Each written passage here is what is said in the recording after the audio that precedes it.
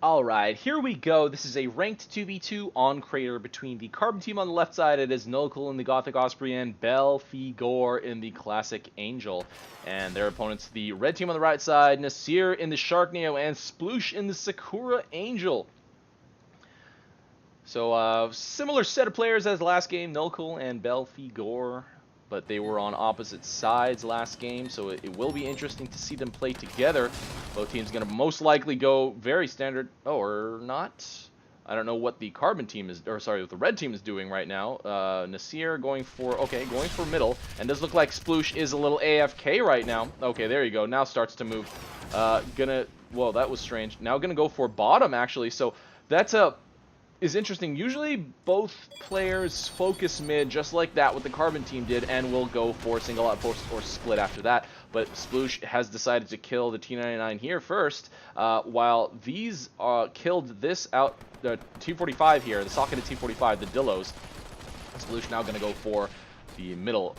While it gets neutralized, going to start to shift his units to the top, and BelleFeeGore going to go for the units at the bottom outpost. So all very standard opening here for both teams. Oh man, and Nasir is actually a little AFK. So yeah, both teams going very standard, going for their sides outposts first. I said this previously, I think on Twin Peaks, where I said the close outpost, you know, there's no real opening besides going for that first. You can't really do that much on Crater either, besides even like not even talking about going for the the center close first. Like your side's outposts, just skipping one is really kind of a big hit to your economy, especially with the income and upkeep increase benefit that the outposts have had recently relative to the lifetime of the game. And nullkuhl trying to do a quick Dillo drop, but gets killed. Only is able to drop one, and Sploosh will be able to snipe that down pretty quickly. Does barely miss the first shot, so has to follow it up. But these Longhorn over here on the bottom have been detected by the red team. No, I don't think so.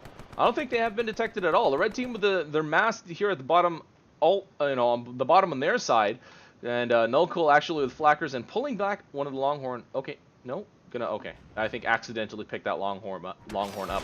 But let's see, Moneymaker's going up. No, Honeypot's getting socketed. Oh, so Bell is gonna defend his fort. So that is definitely not something that I mentioned this in the last cast, but yeah, definitely not something that you want to do. Over defending is bad.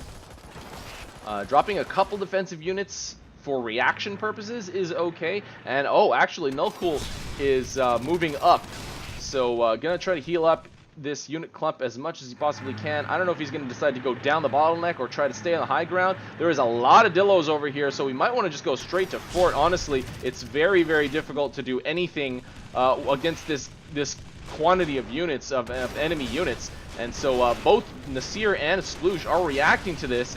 And where is Bell? Bell going for mid, so actually nullkuhl creating a decent distraction, so Bell can actually start the mid fight, and nullkuhl going to try to pull back as many units as he can, because yes, this is obviously a losing battle against that number. Basically, the entire red team army and both of their mechs against maybe less than half of what you have. Okay, and Bell going to use the stasis shot and shooters as well to supplement his angel, and might actually be able to get a decent amount of units killed over here. Already have two, I think a Patcher and a Longhorn. It looks like Patcher and Longhorn debris, and more will die as long as the red team does not react to this. And they finally come with a lot of units already have been being killed, and nullkuhl taking mid, or at least gonna get it decently surrounded, while it looks like Bell is probably gonna get himself finished off here. But I think the number of units that he got killed was probably worth it. A couple of Dillo drops over here by Sploosh, but nullkuhl here to react to it, and no infantry to take this outpost under his control. But Sploosh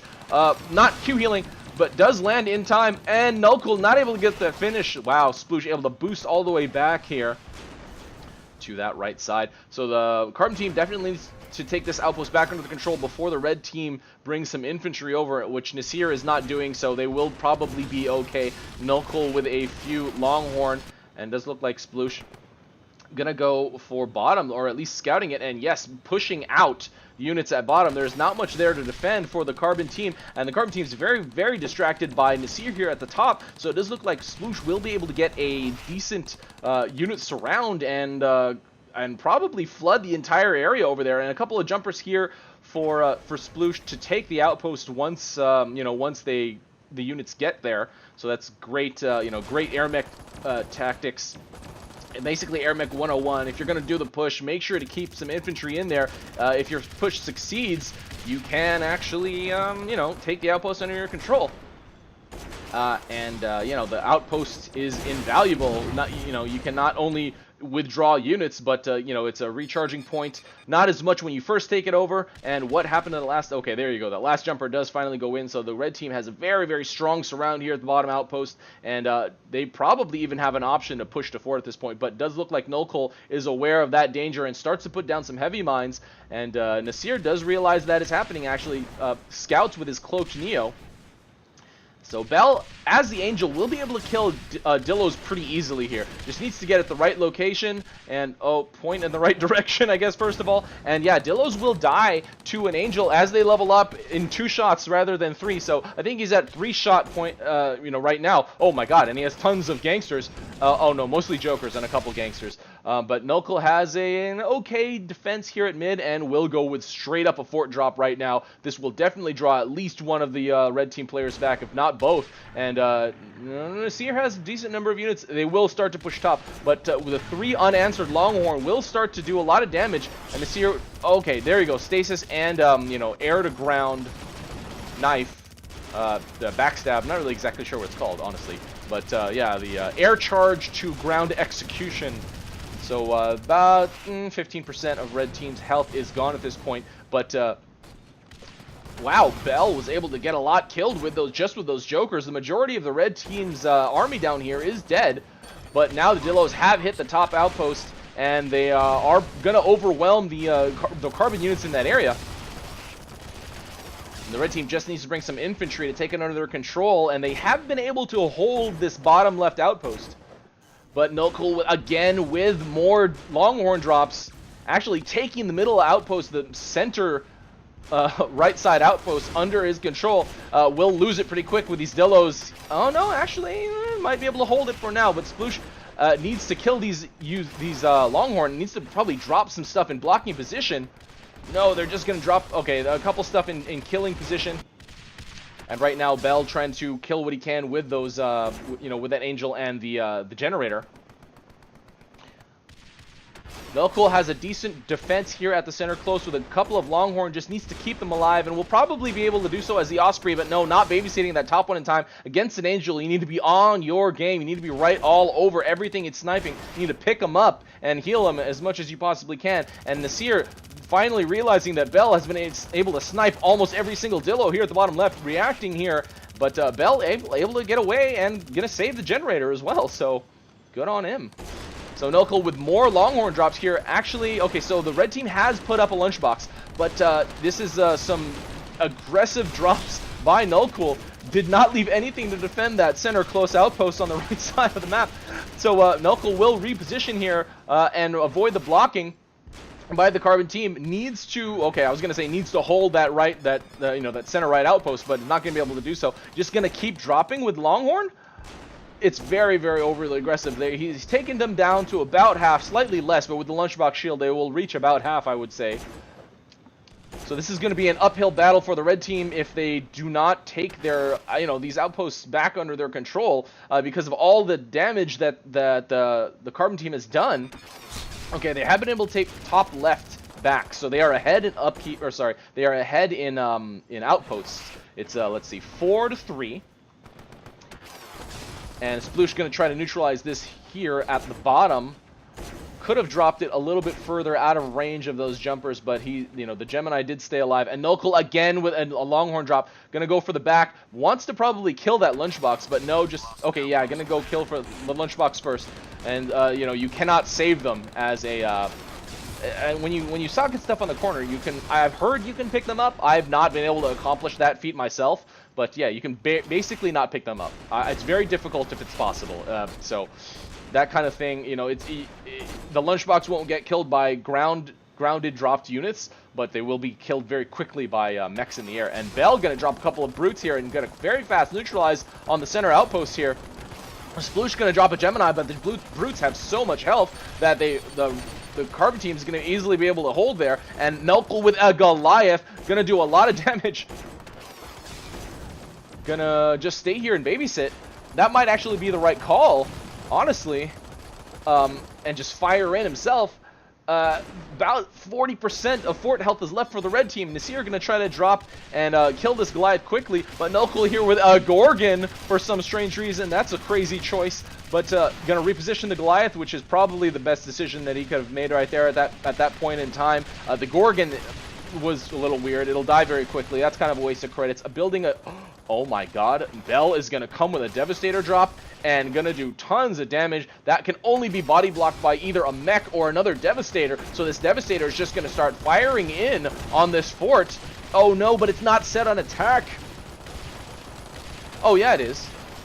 Okay, I just couldn't see it firing. But the red team is at like, oh god, like 10% health at this point, and nullkuhl repositioning the Devastator needs to keep that Devastator alive. That's probably the most important thing to do right now. Nasir trying to drop as many Dillos around the Devastator as possible, but the Goliath still shooting on the left side, and Bell firing with an Angel using a Gorgon as cover, strangely enough, but the Goliath still shooting in, still alive, a tiny sliver of health left on the red team's fort, and no lunchbox has gone up. Nullkuhl can just shoot at the fort at this point to get the finish, drops the Gorgon, not gonna go for the kill with his mech, but just any tiny little, tap by any Carbon team unit or mech could get the finish at this point. A lunchbox definitely needs to go up for the red team, and who built it before? No one is rebuilding it now. Sploosh is kind of AFK and just probably have already surrendered, and nullkuhl with that last Goliath is going to get the final blow, and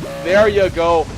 nullkuhl and BelleFeeGore taking this ranked 2v2 on Crater over the red team, Sploosh and Nasir. But wow, what a game. Very, very interesting how that played out. The red team with those great side pushes, 2 side pushes with great timing, able to take them over, able to take the top and bottom outposts over very easily. But that counter push with the Jokers by BelleFeeGore, I didn't really see it, but it definitely did the work to take the bottom left back, or at least clear it, so they could neutralize it and pretty much take it back. And they never did anything with that top left outpost. When you're that low on health and the enemy is kind of applying non-stop pressure, you need to take whatever units you have on the field and move them out. Move them out to an outpost, or more preferably, move them out to the fort, so they are also forced to react to, critical, unrecoverable damage to their main thing that they need to protect, the fort. So yeah, if they pushed out, I can't see it now, I don't know how many units they had at that top left, but at the very least they could have pushed that to another outpost or the fort, which was kind of okay defended, but with mech support would have been, at least one would have been nice, and probably would have drawn 1 or 2 of the Carbon players away from the constant drops. But nullkuhl not letting up with that pressure. Goliath drop after Longhorn drop after Longhorn drop after Goliath drop, and then the Devastator drop by Bell, which I did not see coming at all. That was insanity. Basically, that was the nail in the coffin for the red team. So great game. I think actually I can appreciate the red team's play, I think, more because the fact that they chose to take those side pushes. The only thing is they needed to follow through, and I guess in this case the fort defense by Bell was pretty valuable. Although if executed correctly, the red team push could have overwhelmed the majority of those defenses, I would probably say, especially with good micro, stopping the push in the right position to finish off the defense first. It's stuff like that. It's just higher level tactics. Should they have been executed, would have been really awesome. And yeah, so I guess if you have that kind of position, try to follow through. Don't be hesitant to use the units that you have, because the units that aren't doing anything might as well not exist. If they're just defending, they're basically just preventing the enemy units from pushing in. That's pretty much it. But yeah, if you have units on the field and you're not doing anything with them, then they're going to waste. You might as well reallocate them. And if you're choosing to attack or harass somewhere, bring some units, try to bring them back. Try to elevate your play, if you know what I'm saying. I don't know. It's just random thoughts from a random guy who likes to watch AirMech games. Anyway, guys, check out my video description. Again, I don't know how many times I've said that, but there's a lot of useful information in there. The replay submission form, the AirMech replay manager, all the other AirMech casters channels. You got to support everyone, not just me, and I'm getting a little tired of having to say it over and over and over again. So if you have not already checked out the other AirMech casters, do so now. Do so now, or I will start making more serious threats. Okay, this is RUI, and that is game. See you next time.